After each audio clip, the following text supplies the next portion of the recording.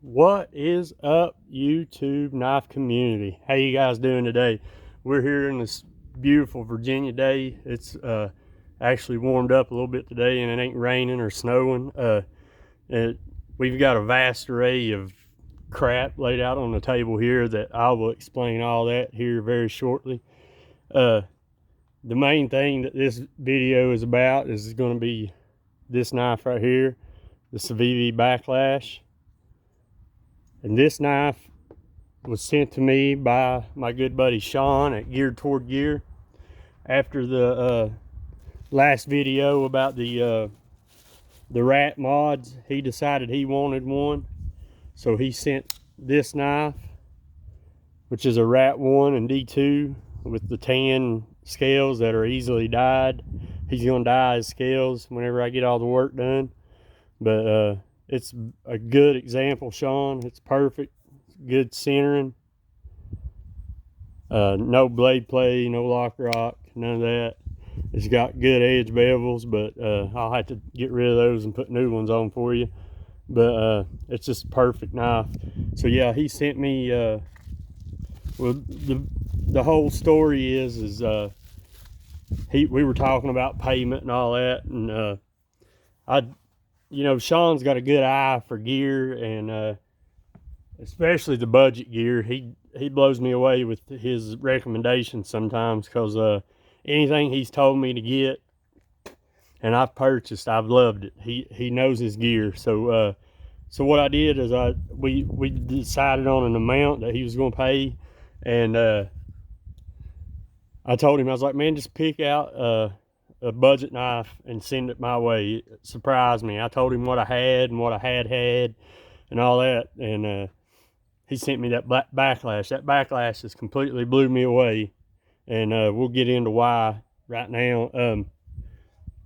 So this knife is made. It's made in China. We're talking about this one. It's made in China, but it's built by it's a Wee's budget line. The knife weighs 3.9 ounces on my scales. It's got a 3.5 inch blade with a 3 1/8 inch cutting edge. The handle is 4 5/8, gives it 8 inches overall. The stock thickness is 114 thousandths, which is just a little shy of 3 millimeters, which is also just a little shy of 1/8 inch. But this knife is ground so stupid thin. Like I said, the stock is 114 thousandths, but down here next to the edge, it's retarded. When I first got it, it was 3 thousandths behind the edge. Yes, I said 3 thousandths. The steel flexes right behind the edge. I put a video on Instagram if you want to check it out. It's bj.hill.7 on Instagram. That's my Instagram name. So yeah, it came to me at 3 thousandths, 4 thousandths behind the edge. It didn't get over 8, I think, and that's all the way out next to the tip. I put one edge on it. I just got done sharpening it and stropping it and everything, and I remeasured it, and it measures 6 thousandths behind the edge.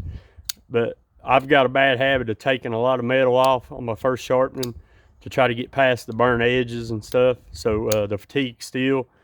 So that's why it thickened up so much, because I take a lot off whenever I first sharpen it. But this knife came to me perfectly centered. If I can get a good shot, perfectly centered. The action is freaking phenomenal. It's drop shut. I mean, not like guillotine drop shut. You gotta give it a little shake, but it falls right down there. It's just a beautiful, beautiful knife. Okay, let's talk about everything else I've got on the table right now. This bottom knife right above Sean's sticker is a paring knife. And then of course I've got the PM2, which is regarded in the knife community as a slicer. Okay, and then I got the AD10. Okay, that's the knives that are on the table. We'll get to the other BS here in a few minutes. So a lot of people don't really know a lot about geometry. I mean, I'm not saying people are stupid or nothing, but they don't understand the whole concept of knife geometry and where you want thinness behind the edge and where you don't and all that. So I'm just going to kind of give my take on it. The best way I can come up with explaining this is how sharp do you keep your kitchen knives? Just think about that for a second. How sharp do you keep your kitchen knives? If you're anything like me, not very sharp. You don't sharpen them hardly ever. They come thin. This little paring knife right here is the same exact behind the edge measurement as this Civivi. So the paring knife is, let's see, I've got it wrote down right here. Right now I've got the paring knife at 5 thousandths, the Backlash at 5 thousandths, the PM2 is at 21, 8010 is at 28. All right, the paring knife I've never sharpened. The Backlash has probably an average of 2 sharpenings on it, 2 normal sharpenings, and then the PM2 has about 3 or 4 sharpenings on it, and the 8010 is on its factory edge. So that gives you an idea of the differences in the geometry. So the slicing knives, in my opinion, should be below like 10 thousandths. You should never consider a 20 thousandths behind the edge knife a true slicer. You know what I mean? So like I said, the Civivi is 5 and the paring knife is 5 right now. So like I said, ask yourself how sharp you keep your kitchen knives. You don't keep them very sharp. I'll show you. Here's my paring knife. Let's see how sharp it is.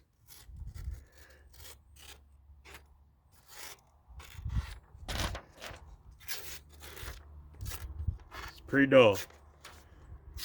Okay. I just sharpened this. It's pretty sharp.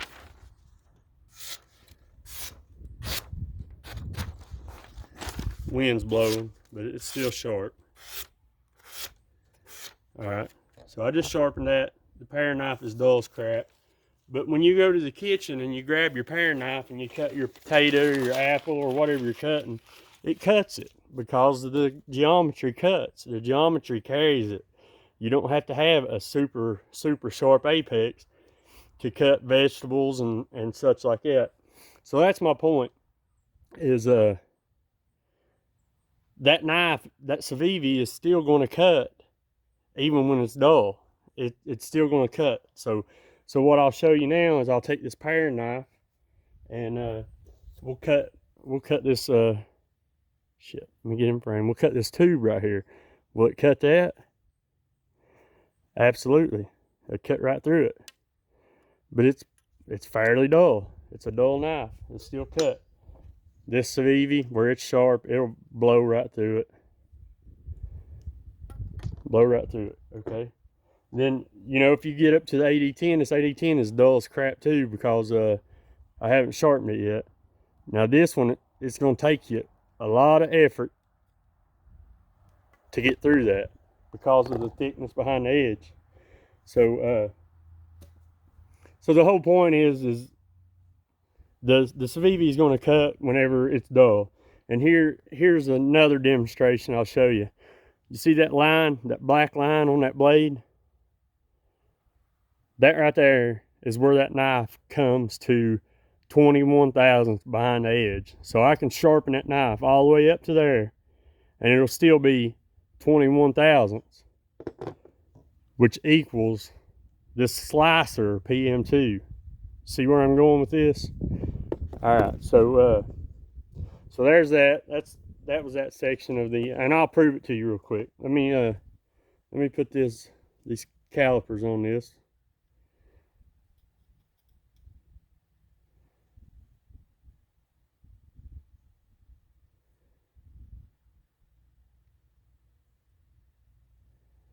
I'm gonna try to get a shot. I know it's weird angle, but that's the best I can do. Right there, 21 thousandths, and we're right at that mark, okay? So that's how far you can sharpen that knife, and you'll still be the same thickness as a PM2. So that's amazing. The geometry on that, the way they ground that knife is super amazing. All right, so now I'm going to get rid of a few of these knives, and I want to do another little demonstration So I'm gonna plug this in here too, guys. If you need a field sharpener, these things are awesome. I touched on it briefly in one of my previous videos, but this thing right here is sweet. The stones flip over to protect them when you're not using it. You can flip them over and use it. And then you got a ceramic. You got I can't remember the grits. Hang on. So it just says a coarse and a fine, and then you got a leather strap on top, and you got your ceramic, and it's got angle guides on there, and then here is a another little ceramic rod. But these things are nice. But here's what I want to get at. Okay, let's go ahead and cut the rest of this edge off of this knife. Because it's barely cutting. I don't want it to be sharp at all. All right, that's got to do it. Let's try to slice a piece of paper again.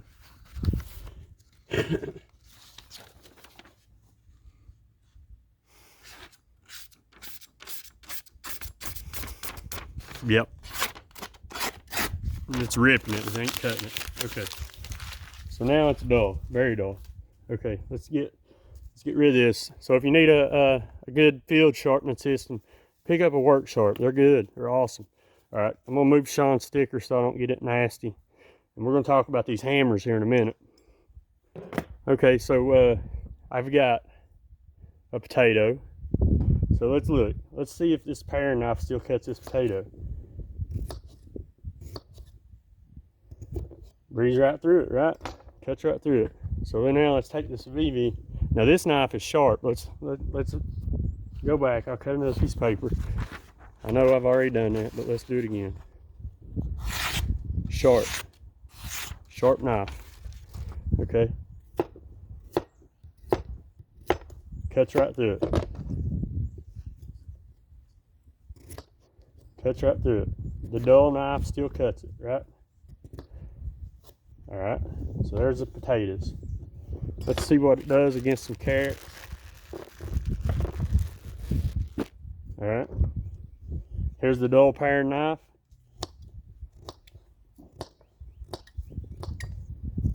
Cuts right through it. Civivi.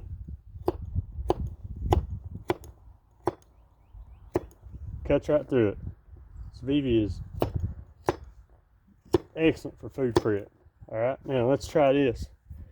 All right, there's those. Okay, a lot of people, let's see if I can get this in here. I'm gonna cut this in half real quick off screen. Off camera, I mean.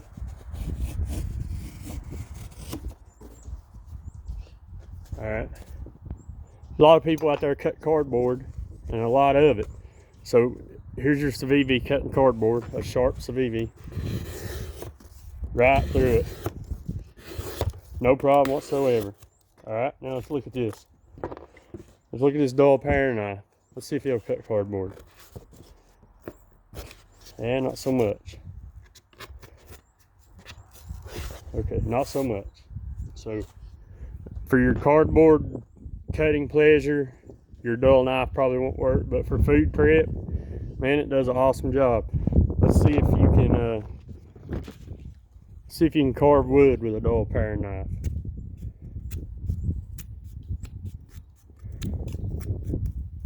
Okay, it's not very comfortable and it doesn't do a very good job, but it'll do it. Okay, let's try with the Civivi. I got a comment on my Instagram post that somebody had broke their Civivi edge or chipped out a big chip in their edge carving wood. I've done some demos with thin geometry knives before, batoning them and all that. You just got to be smart about how you do it, but it'll still cut your wood. And I'm sure I could baton with this knife, but I'm not going to, because I don't want to take a chance on breaking it. I do like the knife.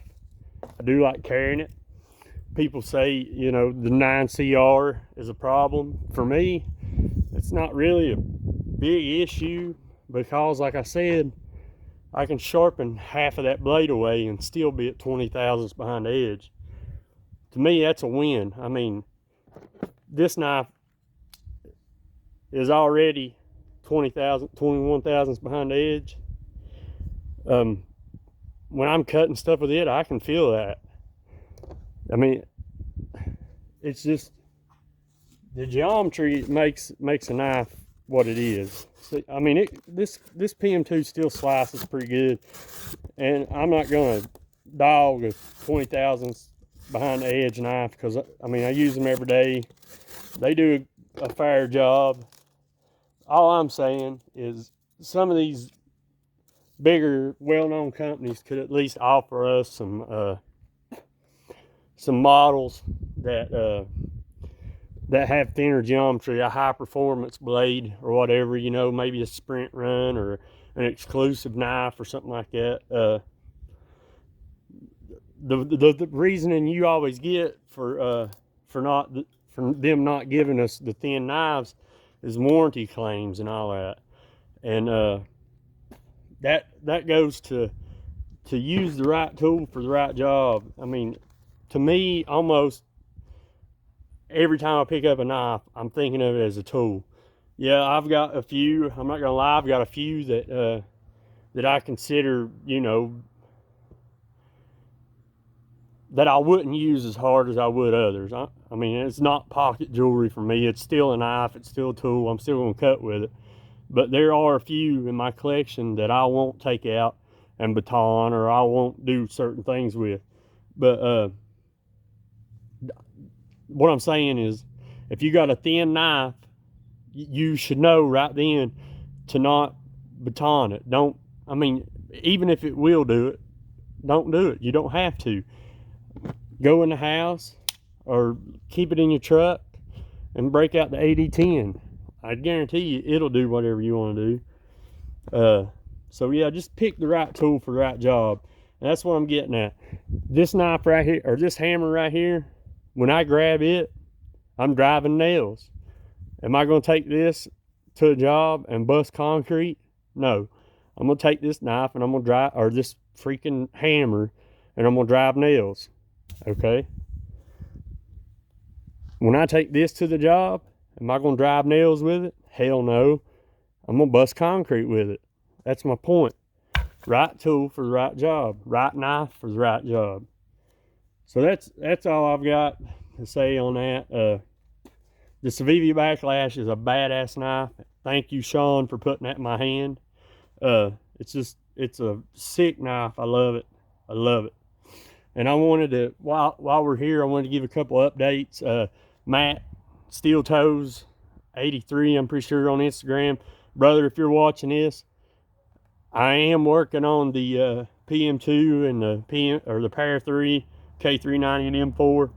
I'm still working on them. I've ran a couple initial tests, and they've each got a couple edges on them now. I'm maybe going to run one more test without recording results, and then I'll record results, because I want to make sure that we're past all the fatigue steel. So that's still coming, the K390 PM2 and the M4 Power 3.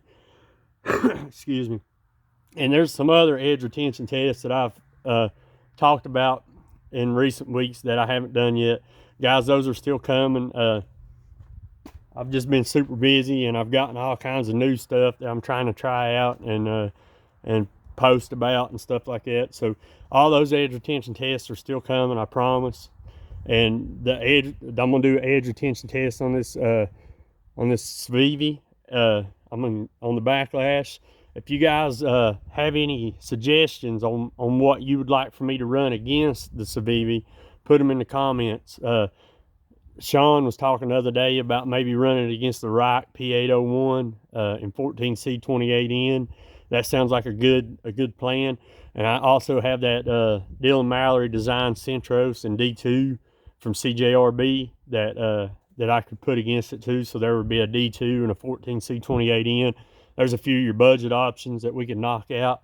Just let me know what you guys would like to see down there in the comments. And here's another thing I want to talk about. Plug in a little thing about gear before we get out of here. The same deal with the Civivi and my good buddy Sean. when we were working out that deal, he hooked brother up with one of these Lumentop tool double A's. Guys, these lights are freaking phenomenal for an EDC light. Absolutely phenomenal. Beautiful, beautiful, beautiful. You can switch the clip around and clip it to your hat bill, and these things are like 20 bucks. They've got let's see, 1, 2, 3, 4, I think 4 settings. Yeah, 4 settings and a strobe. But they're bright, they're awesome. You can put the rechargeable 14500s, I think. I'm not real sharp on batteries and such, but this is an excellent watch. Shit, light. It's not a knife, it's not a watch, it's a freaking light. So check that out if you guys are looking for a good EDC light. Sorry about dropping stuff. Check out, like I said earlier, check out the Work Sharp field sharpener if you need a good sharpening system. And I want to hit on this real quick. If you guys are still around, sorry for the rambling and the long talk. I'm long-winded today. It's a beautiful day, and I'm outside having fun, enjoying knives and cutting taters. It's pretty awesome. So I wanted to hit on this too. I looked at my subscriber count this morning, and I'm over 400 now. Freaking amazing. Never thought I'd make it to 150, much less 400. So guys, thank you so much for subscribing. Thanks for watching these videos. Thanks for all the comments, the feedback, the support. Man, it's amazing. That's the reason I'm still doing it. I mean, yeah, I enjoy it, but it's not for me. It's for me. It's for the community. It's for everybody. That's why I do what I do. I love interacting with all of you guys. I mean, it's got so many brothers tied up in this knife community that man, I never see myself leaving the knife community for any reason whatsoever. I've made some good, strong friendships that I can't wait to meet you guys. But my point is we're creeping up close to 500. I'm gonna do a 500 subscriber giveaway. I have no idea what's gonna be in that giveaway yet. I'm gonna start planning it right now. If you guys have any ideas, well, yeah, never mind. I'm not. Yeah, I'm just blown away by this, man. I'm blown away by having 400. So thank you guys. I'll put together a good giveaway. It may not be as big as the last, but we'll definitely do a good giveaway. Like I said, I appreciate you guys so much for tuning in and watching and liking and subscribing. I mean, it's a blessing. I love it. I enjoy it. It keeps me very, very, very interested in the knife community and everything. So please keep it up, guys. Tell your friends. Get some more subscribers in here, and we'll do this giveaway. It'll be here before we know it. Once again, thanks so much, and I'll see you guys on the next one.